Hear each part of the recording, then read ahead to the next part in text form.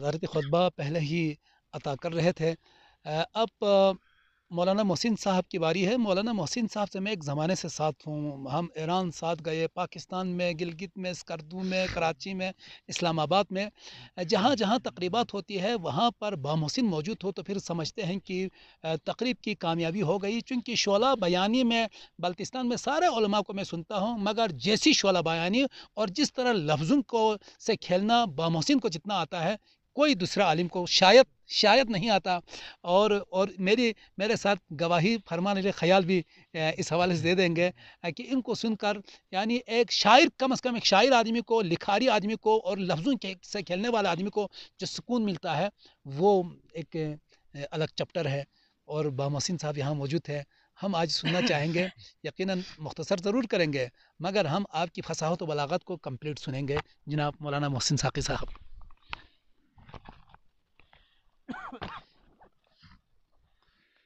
نحمده ونصلي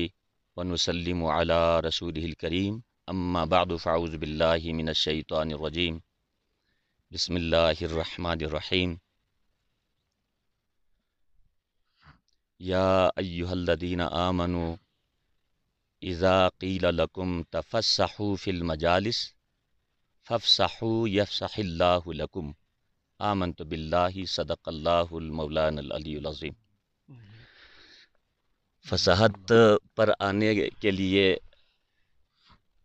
میں سوچ کی دنیا میں محو ہو چکا ہوں، اور میری محویت کا عالم جب میں نے آسمان کی طرف دیکھا تو اس کو نظارہ کرنے کے لیے شہباز کے پرندے اٹھ رہے تھے، اور میں نے دائیں جانب مڑ کے جب اپنی نظر دہرائی تو خصمن پر اسمن اگ کر بتا رہے تھے کہ میں بھی آپ کی سماعت کے لیے یہاں حاضر ہوں، اور میں اپنی روش پر کیسے چلتا کہ افضل روش کی ان طریقوں کو سننے کے بعد کہ میں اپنی ماں کے آغوش کا خیال اپنے دل میں لے کر فرمان خیال کے فرمان پر قربان ہو رہا تھا، اور نہیں معلوم کہ اس مجلس کے اس بحر بے کنار پر علی محمد ہے تو اس نکڑ پر محمد علی ہے، اور غالباً سرزمین بلتستان پر اللہ کا احسان ہے کہ اس نے ادبیات بلتستان پہ جب میں نے آنکھ کھول کر دیکھا تو پہلا نام حسن کے ساتھ حسرت کا تھا، اور دوسرا نام غلام حسن حسنی کا تھا، اور تیسرا نام غلام حسن حسنو کا تھا، اور چوتھا نام جب آیا تو وہ احسان کا تھا، اور پانچویں نام کے طور پر یہ حسرت بری شخصیت جو حسرت کا سننے کے لیے یہاں محتاج ہے وہ محسن ہے۔ اور یہ اللہ کا احسان ہے کہ اس محفل میں افتخار کی اگر نظم و شاعری پر فخر نہ کریں تو شاید ناشکری بن جائیں، اور ساغر و ساگر جن کو سرموں سے ہونے کا رشتہ ناتا اور قرینہ ہے، شاید میرے شاگرد ہونے کے ناطے سے مجھے فخر نہیں بلکہ میں سرموں کے سپوت ہونے کے ناطے سے ان پر فخر کرتا ہوں کہ ان کو میں نے کچھ سکھانے کی کوشش کی لیکن یہ سب کچھ سیکھ گئے، اور میں سمجھتا ہوں کہ میں ان کا استاد نہیں رہا، اب یہ میرا استاد بن چکا ہے۔ کان مملوکی فازہا مالکی ان ھذا من اعاجیب الزمانی۔ عربی میں شاعر کہتا ہے کہ یہ دنیا کے اندر عجب طریقے ہوتے ہیں کہ کان مملوکی اعاجیب الزمانی تو جب آقا غلام بن جائیں اور غلام آقا بن جائیں، مرید مرشد بن جائیں، مرشد مرید بن جائیں، تو یہ اوج کمال میں جب یقیناً شاید عروج آدم خاکی سے انجم سہ میں جاتے ہیں، کہیں یہ ٹوٹا ہوا تارا ماہ کامل نہ بن جائے۔ یہاں دو خادموں کے درمیان مخدوم بننے کا جو موقع ہم دونوں کو ملے ہیں وہ ایک خادم نوری ہے تو دوسرا خادم اشراقی ہے۔ میں شرقاً غرباً دیکھتا ہوں تو بیچارے یتوسترغ یتو کے طور پر میرے سامنے گامزن ہے، اور ذوالفقار حیدری کا ایک نعرہ لے کر یقیناً جس نے اپنے ہاتھ میں کیمرہ لیا ہوا ہے وہ اپنی حیثیت میں ایک انجمن ہے۔ ساتھ ساتھ جب میں پتہ کرتا ہوں تو میں مائل کیوں ہوا حضرت صاحب، میں عرض کر دوں تو یہاں پر گائل آ گئے تھے،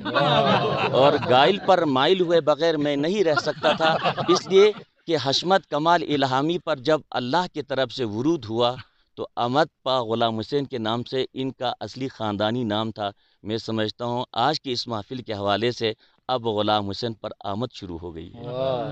اور یہ محفل جو سرموں کی سرزمین کے حصے میں آئی ہے، میں سمجھتا ہوں یہ چشمہ تو ضرور ہے لیکن پانی نہیں ہے، نالے تو ضرور ہیں لیکن بہتے نہیں ہیں، آسمان تو قریب نظر آ رہا ہے لیکن ہاتھ لگتا نہیں ہے، لیکن قدرتی ماحول میں جو آپ لوگوں نے یہاں پر عطا کی ہے، ہر ایک کا میں اگر مشکور نہ رہوں تو میں سمجھتا ہوں میں نے اپنی ذات پر زیادتی کی ہے۔ اور کاظمی صاحب کئی دنوں سے میرے ساتھ ہیں، وہ میرا سن کے کاظمیت کے اس اصل صفت سے متصف ہو رہے ہیں۔ اور اس خطے کے اندر جو بہت ساری خوبصورتیاں ہیں، وہاں پر ایک ایسے شاعر کی آمد بھی ہے جن کو ہم روز علی کے نام سے یاد کرتے ہیں۔ وہ روزی علی جنہوں نے کوشش کی کہ وہ اس دن کی مناسبت سے اپنی گفتگو اور اپنی زرین خیالات کا اظہار کریں، شاید درمیان میں رہ گیا ہوگا تو میں سمجھوں گا کہ یہ میری نااہلی رہے گی، اور نااہلی کا میں کیوں مظاہرہ کروں، یہ سرزمین ہماری ہے، یہ صوبہ ہمارا ہوگا، چاہے عبوری ہو چاہے ضمانتی ہو، یقیناً عثمان ہمارے درمیان ہے تو یقیناً شیر درمیان میں ہماری طرف تک رہے ہیں۔ اور اسی طرح عمران اور سعد باقر جن کی کہاوت اور جن کی میں سمجھتا ہوں مہمانداری سے جو ہے ہم لطف اندوز ہو رہے ہیں، خاص طور پر جن لوگوں کا کیمرہ قبول نہیں کر رہا تھا وہ صاحب ریش ہیں، صاحب مونچھ نہیں ہیں، وہ ہمارے محترم محمد حسین صاحب ہیں۔ تو جناب بابو محمد علی صاحب اور جناب خصمن صاحب آپ کے درمیان جو ہیں فرمان خیال کو یہ خیال گزر رہا ہوگا، اب تقریر کے میدان میں گھوڑا دوڑنا شروع ہو گیا ہے، شتر بے مہار ہو چکا ہے اور ادھر ادھر دیکھتے ہوئے آگے بولے جا رہے ہیں، لیکن میری کوشش ہوگی کہ میں اس اشہب کو ذرا بھاگ دے دوں اور اس کو لگام دے دوں، چونکہ دامن وقت میں ہرگز گنجائش نہیں رہی۔ یہ بچے جو آپ کے ساتھ ہیں وہ تک رہا ہے، میں سمجھتا ہوں قدرتی منظر ہے، ماحول ہے، اسی ماحول سے ہم نے سیکھنا ہے۔ میں نے بہت ساری چیزیں اس محفل کے حوالے سے سیکھیں۔ قرآن حکیم فرقان مجید نے اہل ایمان کے لیے مجلس سجانے کا بھی طریقہ بتایا ہے۔ اے ایمان والو، ایمان میں اگر زیادتی کرنی ہے، ایمان کو بڑھانا ہے، ایمان میں اضافہ چاہتے ہو تو مجلسیں سجایا کرو۔ اذا قیل لکم، تمہیں کہا جائے کہ مجلسوں کے اندر وسعت پیدا کرو، مجلسوں کے اندر وسعت پیدا کرو، تو تمہاری مجلسوں کے اندر وسعت پیدا کرنا اللہ کو اتنا پسند ہے، اتنا پسند ہے، یفسح اللہ لکم۔ تو یہاں پر وسعت قلبی کا میں بتاؤں یا وسعت ذہنی کا، وسعت معنوی کا بتاؤں یا وسعت روحانی کا، وسعت آسمانی کا بتاؤں یا وسعت زمینی کا، یہاں وسعت خیالی کا بتاؤں یا وسعت دماغی کا، میں سمجھتا ہوں ہر رنگ کے لوگ، ہر نسل کے لوگ، ہر طبقے کے لوگ، جہاں میری طرح کا ایک عام انسان ہے وہاں قمراہ کے انگور لے کر کہیں ہمیں مجبور کیا ہے کہ ان کو داد دیے بغیر ہم نہ رہ سکیں۔ یقیناً شاعری کا تخیل ہوتا ہے جس کا کوئی گھوڑا میں سمجھتا ہوں اس کے مقابلے میں دوڑ نہیں سکتا، جس تخیل میں ہم مبتلا ہیں، جو قدرتی اور ماحول آپ کے لیے منتخب کرنے کا موقع ملا ہے، میں سمجھتا ہوں یہ ہم سب کی خوش نصیبی ہے۔ میں تمام کا شکریہ کے لیے میرے پاس کوئی الفاظ بن نہیں رہا ہے، کیا کیٹو سے بھی بلند یا ماؤنٹ ایوریسٹ سے بھی، یا جو ہیں علی ستپرا کے نام پر، یا حشمت کمال الہامی کا طفیل لے کر، یقیناً ان تمام مرحومین کا جنہوں نے ہمارے خطے کے لیے جان کی قربانیاں دی ہیں، ادب بلتستان کی ان 5 شخصیتوں میں 5ویں شمار میں اگر مجھے بھی شمار دانہ تسبیح میں امام نہیں،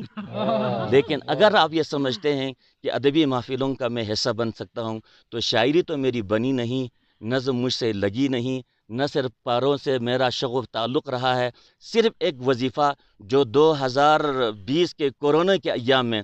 بہت سارے کاموں میں کرو اور نہ کے درمیان ہمیں امتیاز کرنے کا موقع کورونا نے ہمیں دیا ہے۔ کچھ کام کرو اور کچھ کام نہ کرو، یہ بڑا میسیج آ گیا ہے۔ تو روزانہ کرنے کا جو کام کیا ہے میرے شاگرد رشید وافر تمیز غلام حسین ساغر صاحب نے، انہوں نے اپنا پیالہ توڑا، ساقی کے ہاتھ میں دیا، کہا اس جام میں پیا کریں، قلم اٹھایا کریں، لکھا کریں، نظمیں بن جائے گی، شعر بنا، سخن روانہ ہوا، سخنور کے پاس پہنچا تو چولی مندوق پر میرا مندوق بھی سج گیا تھا، اور میری چونکہ داڑھی لمبی تھی اور میں نے اپنے شاگرد سے کہا ہے کہ اقبال کی طرح اپنی داڑھی ممکن حد تک چھوٹی رکھی جائے تاکہ لطافت آئیں، معنویت آئیں اور وجدان آتا رہے۔ میں سمجھتا ہوں اس سال کا وظیفہ میں نے یہ بنایا کہ ہر دن 1.5 صفحے سے لے 3 صفحہ تک لکھا کریں۔ میں سمجھتا ہوں یہ ادبی محفل نہیں ہے، یہ علمی محفل بھی ہے۔